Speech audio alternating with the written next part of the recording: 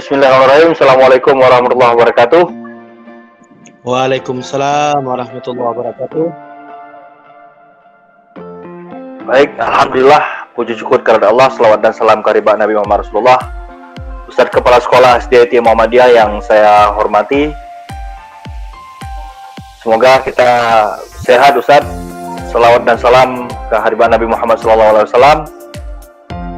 Kita bertemu di alam maya seperti ini dalam rangka coaching di bulan Januari yang seyogyanya itu terlaksana di bulan Januari. Tapi karena kesibukan Ustadz yang luar biasa dan bergerak terus sehingga mungkin terkendala, sehingga baru di awal Februari kita bisa melaksanakan coaching yang bulan Januari belum terlaksana. Semoga di bulan Februari nanti kita sepakati kembali, apakah di pertengahan atau di akhir, karena memang luar biasa padat jadwalnya. Ustadz juga padat dan kesibukan yang luar biasa tentu menyita waktu kita untuk bisa melaksanakan coaching yang seperti ini. Namun walaupun sudah terlambat, lebih baik daripada tidak sama sekali, ya, karena memang ketika tidak sama sekali tentu menjadi kendala di sistem pelaporan saya selaku pelatih ahli. Dan ketika sudah terkendala di dalam pelaporan tentu juga akan berimbas kepada sekolah itu sendiri. Oleh karena itu, kita siasati pertemuan kita pada siang hari ini masih dalam suasana coaching. Nah, karena coaching ini lebih kepada ngobrol-ngobrol sih sebenarnya apa yang ingin disampaikan, dan mungkin ada 1-2 pertanyaan yang menjadi pemicu dan pemantik dari saya nanti. Tapi yang pasti kita lebih cenderung kepada ngobrol-ngobrol santai, ngobrol-ngobrol ringan yang kemudian ada manfaat yang akan kita peroleh dari sebuah coaching itu sendiri. Karena kalau PMO langsung ditentukan tema, namun tidak ketika bicara coaching. Ketika coaching itu adalah menggali dan mendapatkan berbagai macam informasi, dan jika memang ada kendala, tentu nanti bukan saya yang memberikan solusi, tapi solusi itu dapat kita ambil sama-sama dan itu dapat dilaksanakan secara bersama pula. Jadi tidak pada posisi guru dan menggurui, dosen mendoseni, dan juga bagaimana pelatih ahli yang ada di dalam sebuah pemahaman sepak bola, tidak pada posisi mengarahkan, tapi lebih kepada cenderung apa yang diinginkan, dan bagaimana jika memang itu ada kendala, mari kita cari solusi dan kita pecahkan sama-sama. Itu mungkin sedikit gambaran bagaimana teknik coaching. Karena ada beberapa istilah memang, ada coaching, ada mentoring, ada yang namanya istilah-istilah dalam konteks pendampingan itu. Tentu ini kita ambil yang namanya paling sederhana, tidak pada posisi mentoring, tidak pada posisi fasilitasi atau fasilitator, tapi lebih cenderung yang paling selamat adalah coaching, karena memang coaching adalah hanya sedikit memberikan gambaran, dan ketika nanti ada kendala tentu nanti kita cari jalan keluar sama-sama, apa yang menjadi harapan, dan itu adalah menjadi harapan bersama. Itu mungkin sekedar gambaran mengenai coaching, dan tentu ini bukan sekali 2 kali sudah kita lakukan, tapi hampir bulan yang keempat tentu sudah memiliki pemahaman yang sama terhadap apa itu yang namanya coaching. Mungkin demikian Ustadz, karena ini oleh kita, maka ketika ada hal-hal yang ingin Ustadz sampaikan atau yang kita ingin diperoleh informasi, tentu saya juga sebagaimana yang dapat saya sampaikan nanti saya akan sampaikan. Mungkin sekedar pengantar dari saya demikian Ustadz. Untuk selanjutnya silakan jika mungkin ada yang ingin dipertanyakan Ustadz. Baik, bismillahirrahmanirrahim. Assalamualaikum warahmatullahi wabarakatuh. Alhamdulillah rabbil alamin, wa bihi nasta'in ala umuri dunya waddin. Asyhadu an la ilaha illallah wa asyhadu anna Muhammadan abduhu wa rasuluhu, amma ba'd. Allahumma shalli ala Muhammad wa ala ali Muhammad. Terima kasih kami ucapkan kepada pelatih ahli Pak Mulyadi Zakaria. Alhamdulillah sampai hari ini kita masih diberi kesehatan oleh Allah Subhanahu wa taala, dan insyaallah kita akan uh, tetap konsisten melaksanakan program Kemdikbud, yaitu program sekolah penggerak. Alhamdulillah SDIT Muhammadiyah Biren sejak terpilih sebagai sekolah penggerak di tahun yang lalu tetap melaksanakan program-program sesuai dengan apa yang dicita-citakan oleh Pendidikan Nasional. Pertama saya ingin sampaikan bahwa SDIT Muhammadiyah Biren sudah berjalan kegiatan-kegiatannya, cuma kendala mungkin di peningkatan SDM guru. Itu yang mungkin akan saya fokuskan dalam beberapa bulan ini, bagaimana meningkatkan guru, karena memang kita di sekolah fokus pertama itu bagaimana menciptakan lingkungan yang menyenangkan bagi anak. Itu fokus kami pertama, bahwa sekolah itu menyenangkan, mereka bebas mengeksplor seluruh bakat minatnya. Kemudian sekolah bukan tempat yang menakutkan. Maka ide kami mendidik dengan hati tanpa paksaan menjadi sebuah spirit yang ada dalam karakter guru-guru di sekolah. Bagaimana menciptakan lingkungan yang menyenangkan itu yang lahir dari hati guru saat mereka mengajar, saat mereka berkomunikasi dengan siswa, dan bagaimana menjadikan titik fokus ya, bahwa berpusat kepada murid itu maknanya adalah bagaimana anak-anak kita bisa bebas ya mengeksplor pendidikannya, pembelajarannya. Itu adalah fokus kami yang pertama. Kemudian fokus kami yang kedua yaitu bagaimana meningkatkan pembelajaran yang berkualitas, tentunya pembelajaran yang mampu memuatkan nilai-nilai karakter. Kita tentu tahu penguatan profil pelajar Pancasila bermuara pada penguatan karakter. Dan kalau dalam bahasa Islam disebut dengan bimbingan akhlak. Jadi bagaimana kita mendidik anak-anak kita menjadi karakter yang akhlakul karimah. Itu yang mungkin akan kami fokuskan. Kemudian yang ketiga, bagaimana meningkatkan SDM digitalisasi. Itu juga penting, membudayakan budaya digital di semuanya. Baik guru, baik siswa, dan semua yang terlibat dalam sekolah ini, warga sekolah mampu penguasaan digital. Karena mau tidak mau lari kemana kita sudah menghadapi sebuah era yang memang era digital yang akan berpengaruh kepada sistem pembelajaran. Saya yakin siswa kami harus ada peningkatan SDM digital. Maka di sekolah nanti kami sudah menambah ekstrakurikuler komputer, dan nantinya kami akan fokus anak-anak bisa kemampuan lain, kemampuan desainer ya, kemudian kemampuan aplikasi, menggunakan aplikasi, kemampuan membuat konten, baik konten video, artikel, gambar, dan sebagainya. Itu yang menjadi fokus kami dalam beberapa bulan ini.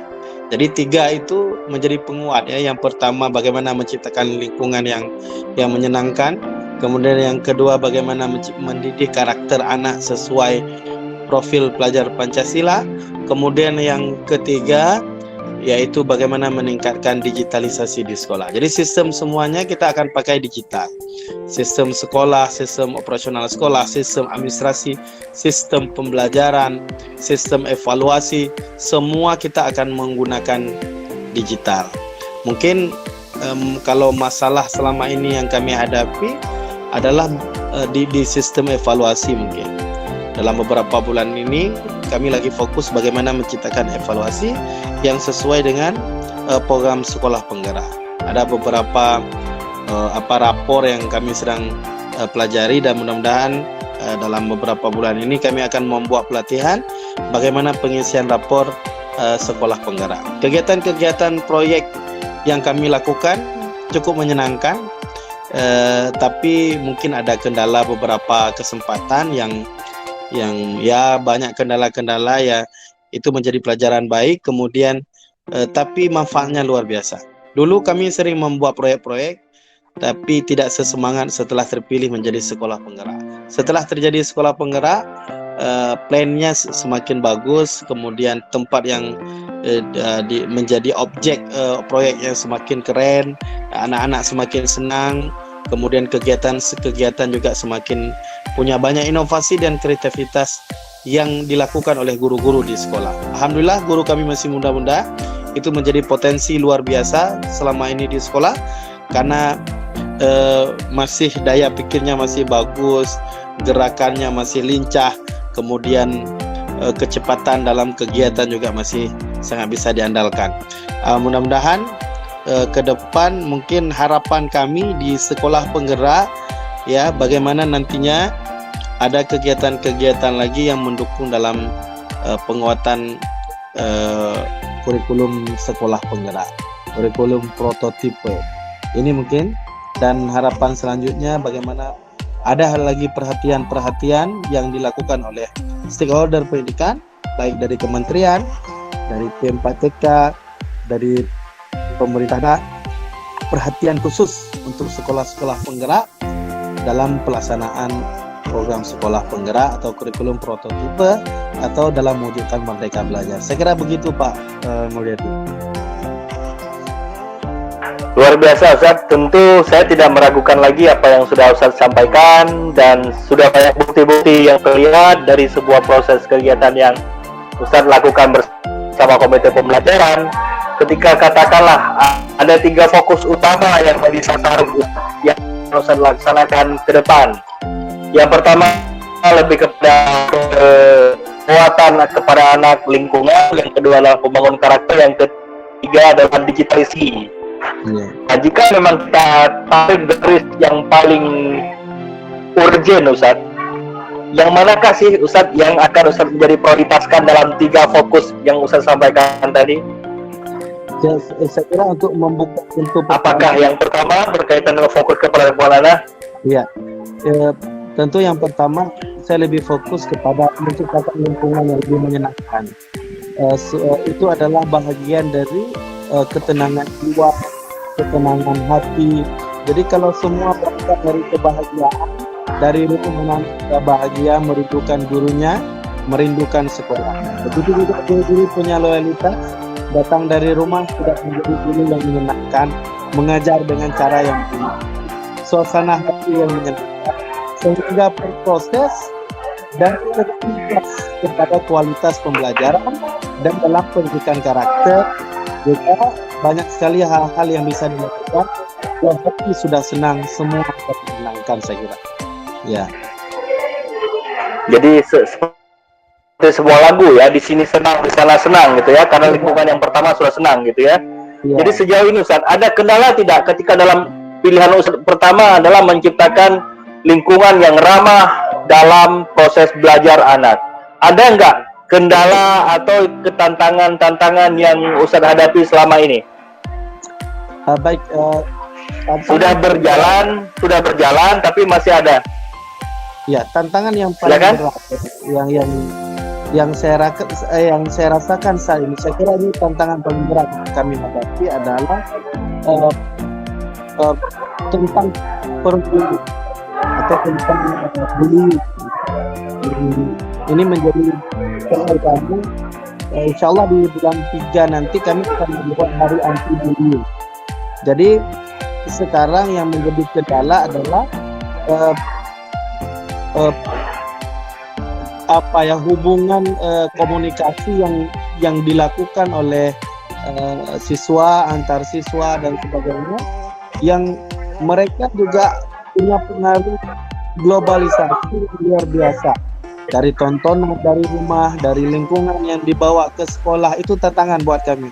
Hari ini apa yang mereka tonton, apalagi konten yang konten di TikTok, konten di YouTube, konten di media sosial yang mungkin tidak cocok dengan umur mereka, tapi mereka bawa ke sekolah. Bahasa mereka yang mereka dengar lewat konten-konten itu menjadi sebuah cerminan karakter tantangan buat kami. Jadi kalau bahasanya sudah berbeda nih pasti anak ini dipengaruhi oleh lingkungan yang bebas di media sosial atau konten-konten yang sangat berbahaya. Jadi ini tantangan selama ini dalam pendidikan tidak membuat kami patah. Bulan 3 ini saya akan membuat kegiatan hari anti bullying. Ini janji belajar wajib dilakukan oleh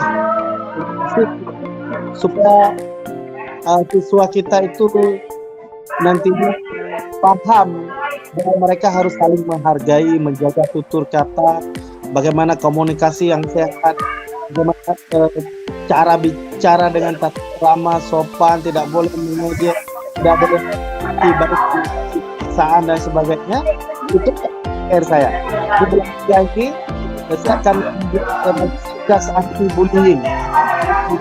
Nantinya dilanti oleh Bapak Bupati dikukuhkan di SDT Muhammad Ahmed. Ingin terpanggil atau pelindungan anak untuk memberi wawasan kepada wali siswa tentang bullying. Saya kira itu tantangan selama ini di sekolah pinggiran. Luar biasa, saya baru mau bertanya terhadap apa sih antisipasi alternatif, ternyata luar biasa Ustaz Rizky sudah menjawabnya. Baru saya ingin bertanya terhadap tantangan yang Ustaz hadapi. Apa sih alternatif solusi? Ternyata langsung Ustaz Rizky menjawab bahwa antisipasi alternatif terhadap perubahan karakter si anak yang dulunya dididik di rumah, yang hanya sekian jam di sekolah, lalu besok akan kembali lagi ke sekolah, tentu akan memberi warna tersendiri terhadap warna yang didapatkan di lingkungan keluarga, yang kemudian bertabrakan dengan suasana lingkungan yang diciptakan di sekolah. Saya mau bertanya yang berikutnya, Ustaz, alternatif apa yang Ustaz siapkan? Ternyata Ustaz sudah menjawab bahwa anti-bullying. Ya, itu adalah satu. Karena bicara bullying hari ini bukan hanya konteks verbal, ya, bukan hanya konteks verbal, tapi yang non verbal juga kadang-kadang cenderung, mohon maaf, kita mempraktekkannya. Jadi ini sudah ada antisipasi alternatif yang Ustaz hadapi, yang ketika bicara keinginan untuk penguatan karakter, tantangannya adalah berupa komunikasi yang mungkin tidak harmoni atau tindakan-tindakan yang didapatkan di dunia keluarga berubah kembali ketika nanti berhadapan dengan suasana pendidikan di sekolah. Yang kemudian antisipasinya sudah ada anti-bullying. Siapa saja Ustaz yang nanti akan terlibat di dalam melaksanakan solusi alternatif ini? Selain dari kepala sekolah, katakanlah komite pembelajaran, keterlibatan pihak mana saja yang dibutuhkan untuk memberikan antisipasi untuk mengantisipasi atau menjalankan proses anti-bullying tadi, Ustaz?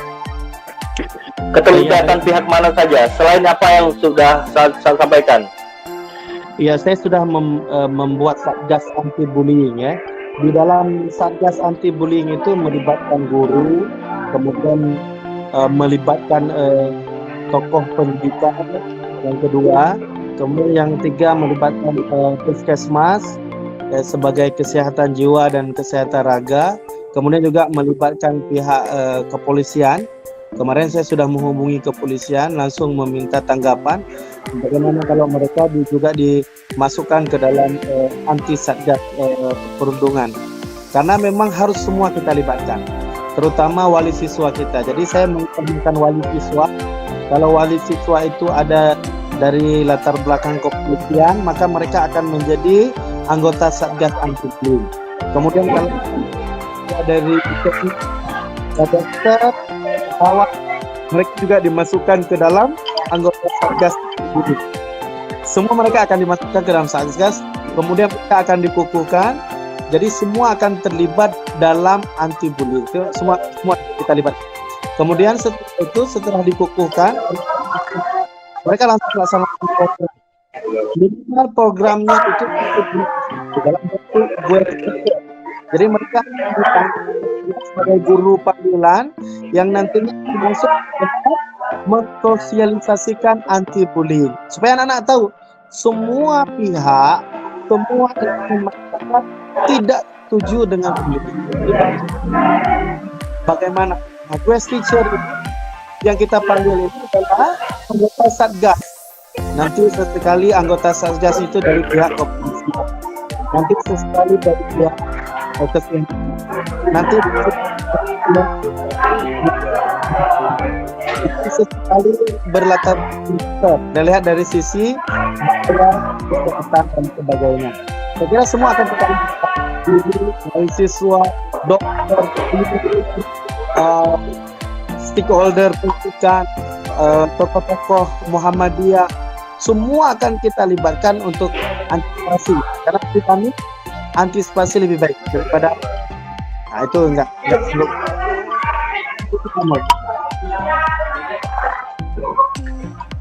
Luar biasa Ustaz. Sepertinya saya semakin ingin mendalami apa yang menjadi keinginan Kepala Sekolah SDIT Muhammadiyah, dan itu programnya juga cukup baik karena memang sampai dengan sekarang walaupun kita sudah ada edaran yang berkaitan dengan anti perundungan, namun tidak semua sekolah, bahkan yang lebih mengerikan di tingkat perguruan tinggi sendiri juga terjadi hal-hal yang tidak diinginkan.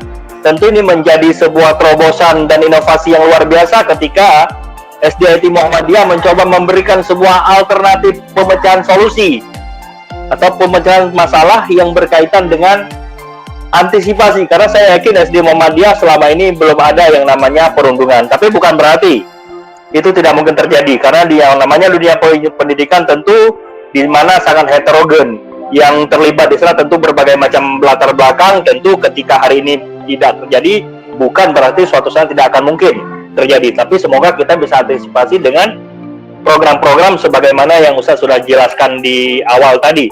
Tentu ada pertanyaan yang luar biasa Ustaz. Tentu ini memang masalah klasik sih Ustaz, karena kan sebagaimana kita ketahui bahwa SDIT Muhammadiyah itu kan sekolah yang berbasis kepada yayasan atau disebut dengan SDIT Muhammadiyah, artinya berada di bawah Yayasan Muhammadiyah. Bagaimana dengan dukungan baik berupa moral maupun finansial terhadap rencana yang nantinya Ustadz akan jalankan? Karena ini juga menjadi sebuah kendala tersendiri Ustadz, ketika bicara dukungan dari yayasan yang kemudian katakanlah pendanaan yang konon bersumber dari siswa atau ada sumbangan-sumbangan pihak lain yang tidak mengikat. Ini bagaimana cara Ustadz mencoba membangun komunikasi dengan yayasan terhadap dukungan program yang Ustadz tadi jalankan? Baik, terima kasih Pak Amul. Jadi memang kalau program sekolah penggerak, kita itu sudah punya program kerja ya dalam bentuk proker. Itu sudah ada dalam proker itu kegiatan apa saja yang kita lakukan dalam jangka pendek dan jangka menengah. Ada yang kita lakukan itu dalam jangka waktu 6 bulan, ada juga yang kita lakukan dalam jangka waktu 1 tahun. Nah, program-program itu sudah terjadwal dengan baik, kemudian sudah ada penanggung jawab di mana kita lakukan, plannya sudah jelas. Itu yang akan kami lakukan selama program sekolah penggerak. Kalau pendanaan, saya kira dari awal proker ini sudah kita sampaikan. Tornya sudah jelas, proposalnya sudah jelas. Dari pihak pimpinan daerah Muhammadiyah sudah tahu sebelumnya apa yang akan dilaksanakan di SDIT Muhammadiyah Piren. Tentunya sebagai sekolah swasta, dukungan-dukungan yang dilakukan oleh pimpinan Muhammadiyah itu luar biasa. Ya, apalagi pimpinan kita itu sangat loyal terhadap pendidikan. Beliau sangat konsisten dengan program sekolah penggerak. Kami selalu dievaluasi setiap 1 bulan sekali, sudah sejauh mana program terlaksana, kemudian butuh dana berapa, kemudian di mana masalah, kendala, hambatan, khususnya juga di bidang keuangan. Saya kira kami dibantu selama ini oleh pemerintah dari bos kinerja. Dari pos-pos bos kinerja itu sudah jelas. Kalau ada satu kegiatan itu sudah jelas berapa menghabiskan dana, estimasinya sudah jelas di program sekolah penggerak. Kemudian di pihak yayasan, kalau kami bukan yayasan ya, di pihak Majelis Dikdasmen Muhammadiyah atau khusus mengurus tentang pendidikan Muhammadiyah, dalam hal ini ada pimpinan daerah Muhammadiyah, beliau mendukung penuh ya, termasuk tentang sekolah penggerak ini. Kami juga beberapa guru sudah diberi beasiswa untuk peningkatan SDM. Itu bukti bahwa pimpinan daerah Muhammadiyah untuk tahun-tahun yang akan datang beliau fokus peningkatan SDM guru dengan kuliah kembali baik di S1 ya, di S1 dan di S2. Ada juga yang di S3. Jadi kalau pimpinan daerah Muhammadiyah Biren itu luar biasa. Termasuk dalam beberapa kegiatan pimpinan Muhammadiyah Biren hadir, ya, Dr. Atailah itu hadir mengevaluasi, memberi semangat, ya, kemudian memberi narasi-narasi supaya lebih maju ke depan. Beliau berpesan selalu kepada kami bahwa bagaimana mendidik dengan hati itu sebuah modal bagi guru-guru, karena guru-guru itu ada keberkahan di dalamnya. Jadi selalu kami ingat pesan-pesan beliau untuk memajukan pendidikan, khususnya di SDIT Muhammadiyah Biren. Saya kira peran beliau luar biasa. Baik di bidang materi, beliau sering menyumbang banyak sekali dana-dana untuk beberapa kegiatan, walaupun tidak banyak, tapi beliau tetap fokus, ya, karena ini contohnya kami lagi membangun musala, ya. Saya kira musala itu menjadi pusat karakter nantinya anak-anak kita didik lewat salat berjamaah. Beliau membantu, ya, banyak sekali membantu dalam pendirian musala misalnya. Ini lagi kita buat tempat uzuk juga. Jadi fasilitas ibadah itu sangat berperan penting dari pimpinan daerah Muhammadiyah Biren. Saya kira begitu Pak Mulyadi. Jadi peningkatan SDM, pembangunan manusia, pembangunan tempat ibadah juga beliau perhatikan. Saya kira begitu. Oke, hampir terjawab. Kayaknya tidak ada yang tidak terjawab ketika saya mencoba memantik dengan beberapa pertanyaan yang kemudian sudah hampir terjawab ketika ada kegiatan yang utama, kemudian ada antisipasi, kemudian ada program kerja, ada yang dilibatkan, dan dukungan. Hampir semua sepertinya menjadi terjawab ketika Ustaz Rizky yang menjelaskan detail. Di akhir sesi ini Ustaz, apa lagi yang kira-kira yang itu bisa diambil semacam harapan? Sudah jelas, kendala sudah terpecahkan. Kira-kira ada lagi nggak yang mungkin muncul yang itu menjadi hal yang mengganjal di dalam melaksanakan apa yang menjadi sebuah harapan dari Ustaz sendiri? Yang itu mungkin nanti juga akan kita pecahkan. Ya, mungkin yang paling terkendala itu adalah masa pandemi, ya, semua merusak sistem kita. Jadi itu paling kendala itu tentang keterbatasan kegiatan disebabkan oleh pandemi. Jadi orang-orang takut dalam kegiatan-kegiatan kerumunan atau kegiatan-kegiatan lain. Kami setiap tahun itu ada kegiatan jelajah dunia, itu bukan hanya menjelajah Indonesia. Kami berpikir bahwa bisa datang ke negara-negara yang maju seperti Jepang, seperti dan negara-negara di Eropa. Itu fokus kami sebenarnya, supaya anak-anak kami terbuka matanya di dunia, bukan hanya Indonesia, karena mereka yang akan memimpin negara kita 20 tahun atau 30 tahun ke depan. Mereka generasi emas nantinya. Cuma karena pandemi ini semua terhalau, ya. Kemarin kami sudah pesan tiket ke Saudi karena kami akan melakukan umrah, sekalian belajar tentang bagaimana Rasulullah SAW membawa Islam, ya, bagaimana hebatnya Nabi Ibrahim dan Ismail dan sebagainya, tapi terkendala karena pandemi. Tapi alhamdulillah sempat membawa mereka ke Malaysia, Singapura. Itu banyak sekali agenda. Kami juga akan membawa anak-anak ke Thailand rencananya untuk belajar teknologi pertanian, agrobisnis. Tapi karena terkendala pandemi, semua akan jadi batal. Juga kegiatan-kegiatan lain karena terkendala pandemi ini menjadi sangat terbatas. Tapi ada hikmahnya juga, ya. Ternyata kemampuan digital kita bertambah. Dulu saya nggak pernah berpikir ada Google Meet, ada Zoom seperti ini. Gara-gara pandemi rupanya banyak sekali lahir aplikasi-aplikasi menjadi alternatif ke depan. Inilah dunia saat ini.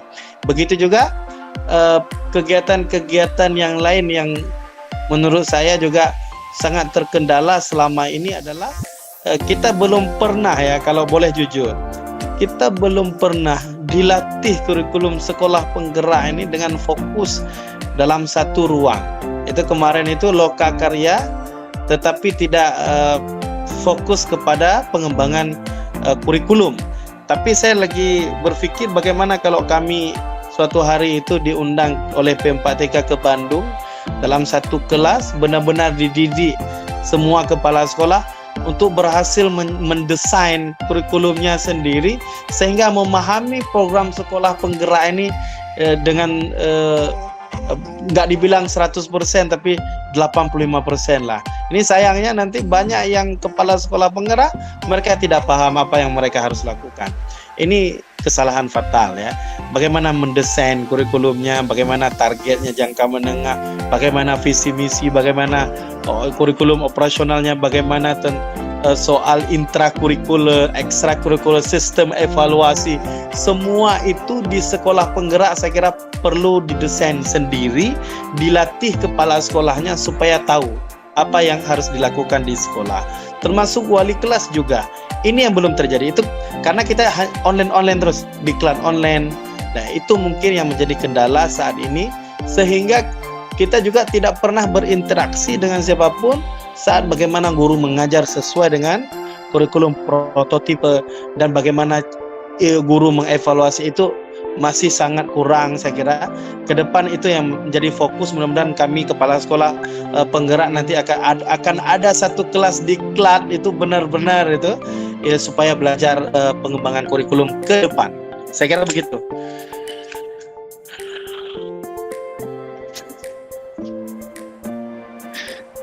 Mic-nya Pak Mulu. Baik Ustadz, luar biasa. Ini juga menjadi bagian dari pelaporan yang nantinya saya akan record dan saya laporkan ke SIM PKB pelatih ahli. Tentu para pihak akan mendengar harapan dan kendala dari salah satu sekolah yang ada di Kabupaten Birit, khususnya IDIT, khususnya yang menjadi harapan Ustadz tadi terakhir. Hendaknya ada sebuah pelatihan pengembangan kurikulum yang diberikan kepada kepala sekolah yang nantinya diharapkan bisa menelurkan kepada komite pembelajaran sehingga di dalam bergerak bersama serentak dan bersinergi mewujudkan sekolah penggerak itu sendiri.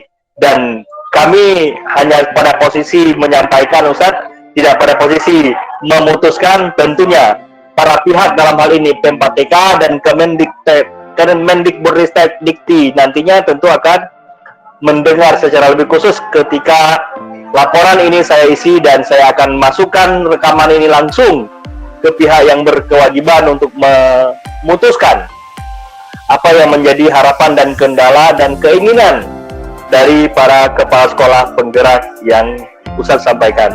Saya kira mengingat waktu zuhur sudah berbunyi azan, tentu bukan karena kita tidak punya bahan, tapi panggilan azan tentu harus dilaksanakan. Maka kalau memang ada kata-kata yang kurang pantas, ucapan yang kurang sempurna, saya selaku pelatih ahli dalam melaksanakan coaching pada kesempatan kali ini Ustadz, memohon maaf atas segala kekurangan dan mengucapkan terima kasih atas kebersamaan walau di alam maya yang demikian. Hanya sampai di sini kebersamaan kita. Billahi fisabilil haq. Wallahu muwaffiq ila aqwamit thariq.